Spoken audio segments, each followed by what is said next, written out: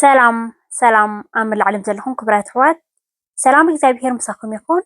ናይ ሎማዓንቲ መደበይ እምበኣር ክትፈትዎ ተስፋ እንዳገበርኩ ቅድሚ ንኣባለይ ግን እቶም ሓደሻ ዘለኹም ላይክ ሳብስክራይብ ኮመንት እንዳገበርኩም ናይ ቻነል ቤተሰብ ክትኮኑ ብክብሪ ዕድመኩም።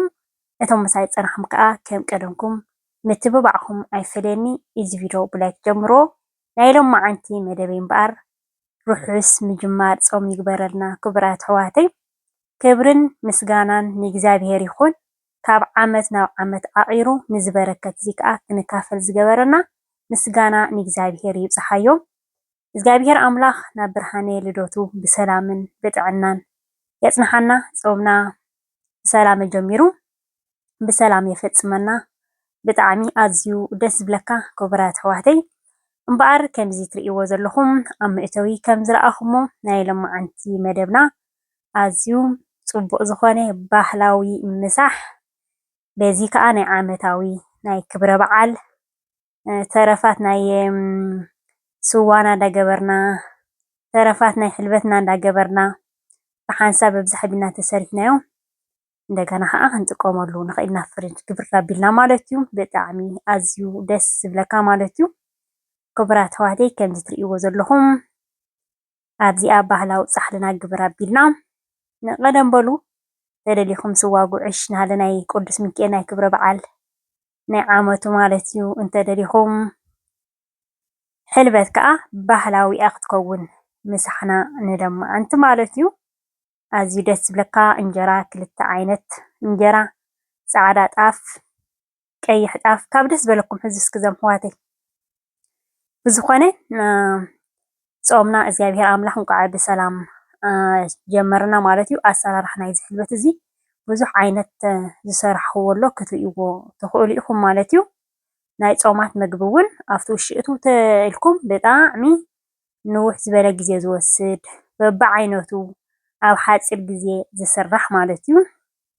ሕጂ ብቐጥታ ዘይኮና እቲ ስልስና ናብቲ ሕልበት ንገብሮ ንእሽተይ እንጀራ ከምዚኣ ጌርና ኣንፅፍ ነብለላ ብድሕሪኡ ከዓ እቲ ስልሲ ንገብሮ ማለት እዩ። ኣዝዩ ፅቡቅ ዝኾነ ሕልበትና ግብር ኣቢልና ብፍላይ ቀዳመ ሰንበት ክኾን ከሎ ፅቡቅ ምስ ደቅና ኮይና ምስ መሓዝና ባህላዊ ከምዚ ግብር ኣቢልና ክነብል ንኽእል ኢና ማለት እዩ። ኣብ ሰንዮ ሰሉስ ከዓ ኖርማል ዝተፈላለዩ ዓይነት ምግብታትና ክንገብር ንኽእል ኢና ማለት እዩ።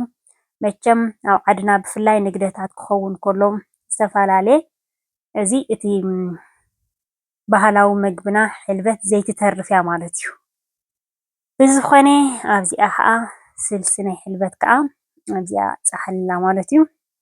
ሕጂ ብፍላይ እቲ ስልሲ ኣብዝሓ ኣቢልና ስርሕ እንተቢልናዮ እንደገና እውን እቲ ሕልበት ከዓ ፅቡቅ ጌርና ተጊዕዝናዮ ምዝሓል ይደሊ እዩ። ምክንያቱ ኣዝሕል ኣቢልና ኣብ ፍርጅ ክንገብሮ ተኮይንና ብጣዕሚ እዩ እንዳበለ እንዳፈኮሰ እዩ ዝኸይድ ፅቡቅ እዩ ዝኸውነልና ማለት እዩ።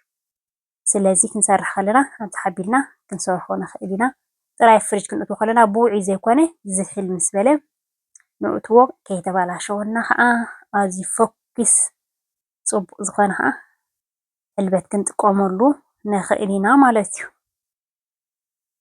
ብዝኾነ ከምዚ እትርእይዎ ዘለኹም ሕልበትና ኩሉ ሬዲ ጌርና ፀባቢሕና ወዲእና ኣለና።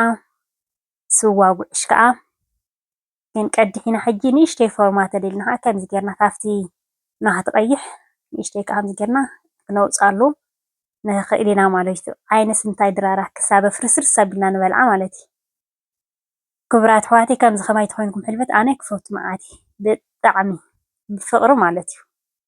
ብፍቅሪ እዚ ባህላዊ ሕልበትና ኣዝዩ ብፍላይ ፅርይ ዝበለ ሕልበት ክትረክብ ከለካ በሊዕካስ ዳርጋ ኣይፅገብን ይኣክለኒ ባዕለ ኢልካ ክትገርፎ ኣለካ እምበር ብዝኾነ ስዋ ጉዕሽ ከዓ ኣብዚኣ ኣለትኩም ማይ ቅራር ይብላ ኣዴታትናሲ ማይ ቅራር እንዳበላ ናይ ኣውደ ዓመታት ተረፍረፍ ኣምኽኒኻ ናይ ኣውደ ዓመት ኢልካ ትገብር በቲ ከዓ ስትይ ከዓ ትቁንዮ ማለት እዩ። ተደሊኻ ሽሮኻ ግብር ኣቢልካ ሓምልትኻ ግብር ኣቢልካ ተደሊኻ ከም ዝብለኩም ዘለኹ ግብር ኣቢልካ ማለት እዩ።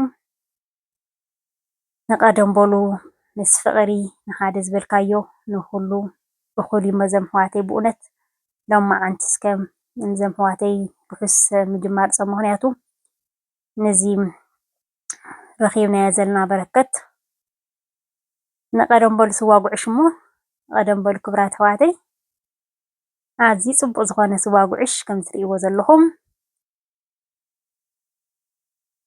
ከጥዕም መዓት እዩ። ስዋ ፅራይ ተደሊኹም ኣሰራርሓ ኣሎ፣ ስዋ ጉዕሽ ኣሎ፣ ድቁ ኣሎ፣ ዝተፈላለየ ኣሎ ክትጥቀማ ተደሊኽን ኣብ ደስ ዘለክን መዓልቲ ክትሪኦ ትኽእላ ኢኽን ተን ዝረኣኹንኦ ከዓ ርኢኽንስ ብዙሕ ተማሂርና ሰላም ሓፍትና ንመጀመርያ ግዜ ስዋ ፀሚቑና ፅቡቅ ኮይኑልና ሰብ ዘገርም እንዳበልክን ትፅሕፋለ ኢኽን ማለት እዩ። ከምዚ ትሪእዎ ዘለኹም ግብር ኣቢልና ከዓ ናይ ፆምና ምጅማር ፅቡቅ ዝኾነ እግዚኣብሄር ኣምላኽ ብእውነት ከም ዝበልክኹም ንሕና ዕድመን ጥዕናን ሂቡና ኣይጠመና ኣይፀማእና ተደሊና ንሕምልቲ ተደሊና ኣብ ግዜ ስዕረት ዝተፈላለየ ኩሉ ዝገብረልና ዘሎ ሓይሊ ንሃና ዘይኮነሲ ናይ እግዚኣብሄር ሓይሊ እዩ ማለት እዩ። ሕጂ ብክንደይ ሃረር ዝብልዎ ነዚ ፆም በረከት ንካፈሎ ዘለና ክንደይ ከዓ ብሞት ዝፍለዩ ክንደይ ከዓ ሃሚሞም ከዓ ዘይተኣደነ መድሃኒት ዘይተኣደነ መራፍእ እንዳወሰዱ ከዓ ዘይተኻፈልዎ ኣለዉ። ስለዚ ነቶም ሕሙማትና እግዚኣብሄር ኣምላኽ ይብፅሓዮም ይፈውሶም፣ ንዓና ከዓ ናይ ድሕነት ናይ ሰላም ናይ ፍቕሪ ፆም ይግበረልና። እግዚኣብሄር ኣምላኽ ብዓይኒ ምሕረቱ ይጠምተና። ከምዚ ትሪእዎ ዘለኹም ናይ ምሳሕ መደብና ነዚ ይመስል። ክቡራት ኣሕዋተይ እግዚኣብሄር ኣምላኽ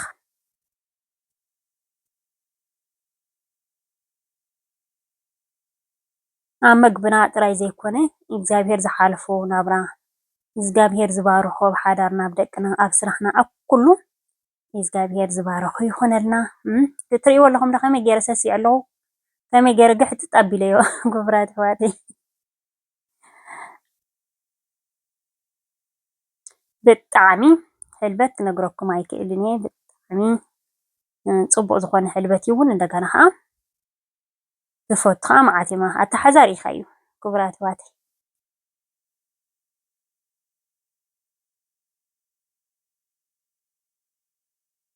ዋው ዋው በሊዕኻ ዘይፅገብ ብጣዕሚ ብዘይቀልዓለም ጥዑም ዝኾነ ባህላዊ ምሳሕና እንታይ ክወፆ እንደገና ከዓ ምስ ስዋ ጌርካ ብዝኾነ ክቡራት ኣሕዋተይ ብስነ ስርዓት ጌርና ፀብለትና ጌርና ክንምገቦ ኢና እንተኾነ ኣብ ከይተበፅሐት ከመይ ይውዳእ ኣለኹ ትሪእዩ ኣለኹም ክቡራት ኣሕዋተይ። ባዕለይ ባሪኻ ባዕለይ ከዓ ኩሉ ማለት እዩ። ብዝኾነ ክቡራት ኣሕዋተይ ንሎም መዓንቲ ኣብዚ ክኣክል እዩ። ንኣሰራርሑኡ ዝምልከት ብዙሕ ኣሎ ክሰርሐልናቶም እንተኮይንኩም ሕጂ እውን ክሰርሓልኩም ይኽእል እየ። ፀገም ዝበሃል ነገር የለን። ንሎም መዓንቲ መደበይ ኣብዚ ክኣኽለኒ እዩ። ጀሚረ ክሳብ ዝውድእ ዝተኸታተልኩምኒ ካብ ልበይ ዘመስግነኩም። እዚ ቪድዮ ክትኣትዉ ከለኹም ላይክ እንተረሲዕኹም ኣብ ምውፃእኹም ላይክ ኣይትረስዑ እዞም ኣሕዋተይ። ንሎም መዓንቲ ብዙሕ ናይ ትምህርቲ ንእሽተይ ርሑስ ምዝማር ፆም ክብለልኩም ኢለ እምበር ብዙሕ ትምህርቲ የብላን እዩ።